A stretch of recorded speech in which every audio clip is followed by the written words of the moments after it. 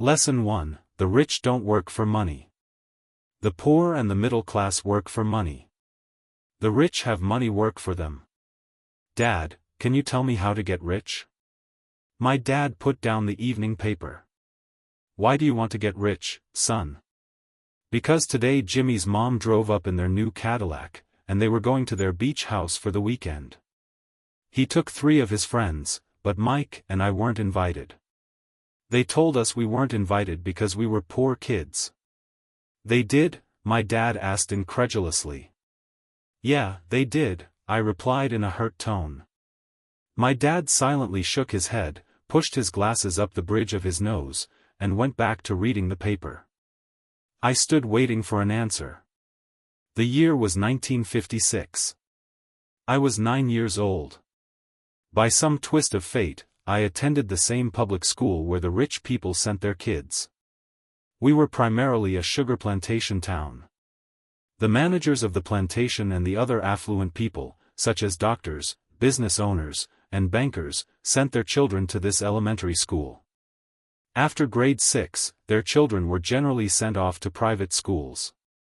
Because my family lived on one side of the street, I went to this school. Had I lived on the other side of the street, I would have gone to a different school with kids from families more like mine.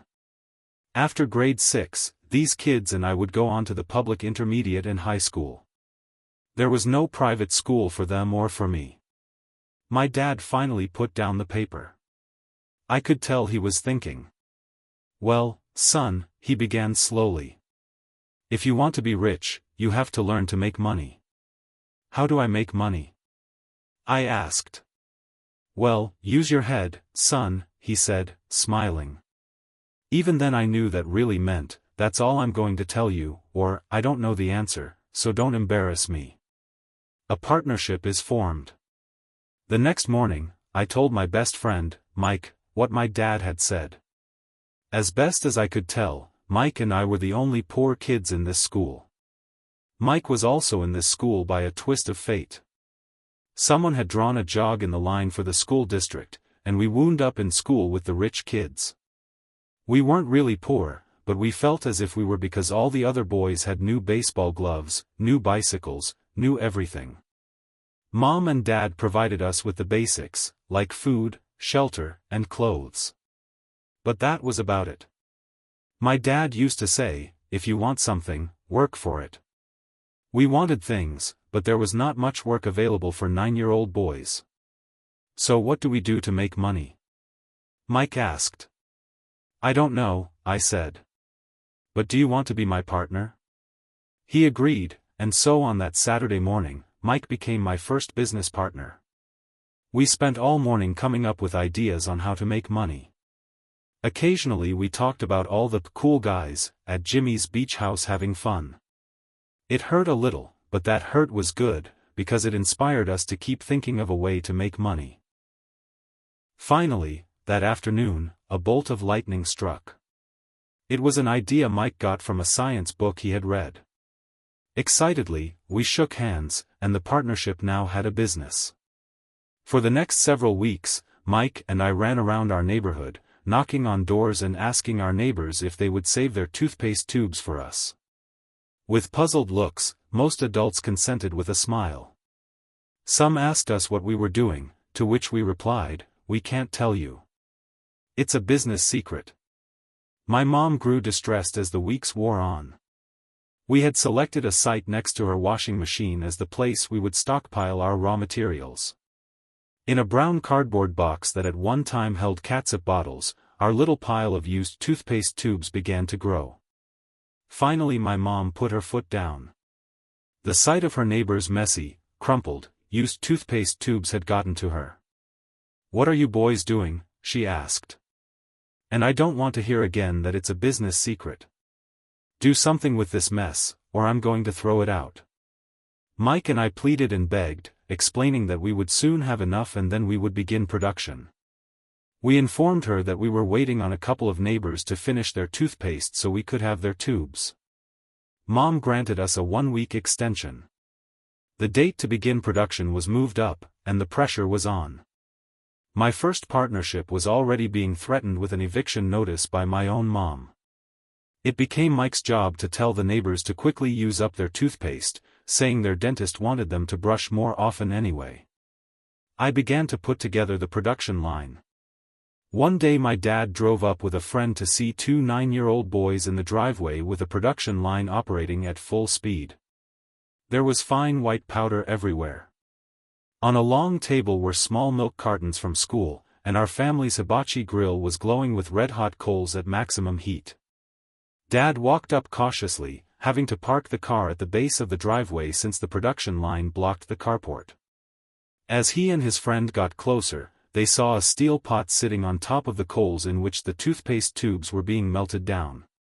In those days, toothpaste did not come in plastic tubes. The tubes were made of lead. So once the paint was burned off, the tubes were dropped in the small steel pot. They melted until they became liquid, and with my mom's pot holders, we poured the lead through a small hole in the top of the milk cartons.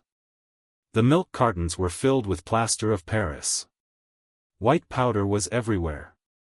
In my haste, I had knocked the bag over, and the entire area looked like it had been hit by a snowstorm. The milk cartons were the outer containers for plaster of Paris molds. My dad and his friend watched as we carefully poured the molten lead through a small hole in the top of the plaster of Paris cube. "Careful," my dad said. I nodded without looking up. Finally, once the pouring was through, I put the steel pot down and smiled at my dad. "What are you boys doing?" he asked with a cautious smile. "We're doing what you told me to do." "We're going to be rich," I said. "Yup," said Mike, grinning and nodding his head. "We're partners." "And what is in those plaster molds?" my dad asked. "Watch," I said. "This should be a good batch." With a small hammer, I tapped at the seal that divided the cube in half. Cautiously, I pulled up the top half of the plaster mold and a lead nickel fell out. "Oh, no," my dad exclaimed. "You're casting nickels out of lead." "That's right," Mike said. "We're doing as you told us to do. We're making money." My dad's friend turned and burst into laughter. My dad smiled and shook his head. Along with a fire and a box of spent toothpaste tubes, in front of him were two little boys covered with white dust smiling from ear to ear. He asked us to put everything down and sit upon with him on the front step of our house.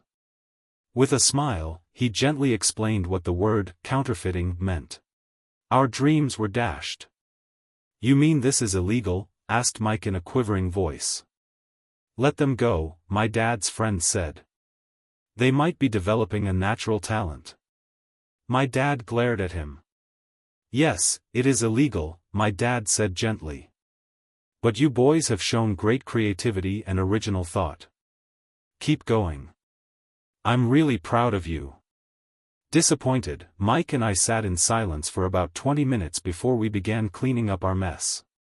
The business was over on opening day. Sweeping the powder up, I looked at Mike and said, "I guess Jimmy and his friends are right. We are poor." My father was just leaving as I said that. "Boys," he said. "You're only poor if you give up. The most important thing is that you did something. Most people only talk and dream of getting rich. You've done something. I'm very proud of the two of you. I will say it again, keep going. Don't quit." Mike and I stood there in silence. They were nice words, but we still did not know what to do. "So how come you're not rich, Dad?" I asked. "Because I chose to be a schoolteacher. Schoolteachers really don't think about being rich. We just like to teach. I wish I could help you, but I really don't know how to make money." Mike and I turned and continued our cleanup. "I know," said my dad. "If you boys want to learn how to be rich, don't ask me. Talk to your dad, Mike." "My dad?" asked Mike with a scrunched-up face. "Yeah, your dad," repeated my dad with a smile. "Your dad and I have the same banker, and he raves about your father. He's told me several times that your father is brilliant when it comes to making money." My dad? Mike asked again in disbelief. Then how come we don't have a nice car and a nice house like the rich kids at school? A nice car and a nice house don't necessarily mean you're rich or you know how to make money, my dad replied. Jimmy's dad works for the sugar plantation. He's not much different from me. He works for a company, and I work for the government. The company buys the car for him. The sugar company is in financial trouble, and Jimmy's dad may soon have nothing. Your dad is different, Mike. He seems to be building an empire, and I suspect in a few years he will be a very rich man. With that, Mike and I got excited again. With new vigor, we began cleaning up the mess caused by our now-defunct first business. As we were cleaning, we made plans for how and when to talk to Mike's dad. The problem was that Mike's dad worked long hours and often did not come home until late. His father owned warehouses, a construction company, a chain of stores, and 3 restaurants. It was the restaurants that kept him out late. Mike caught the bus home after we had finished cleaning up. He was going to talk to his dad when he got home that night and ask him if he would teach us how to become rich. Mike promised to call as soon as he had talked to his dad, even if it was late. The phone rang at 8:30 p.m.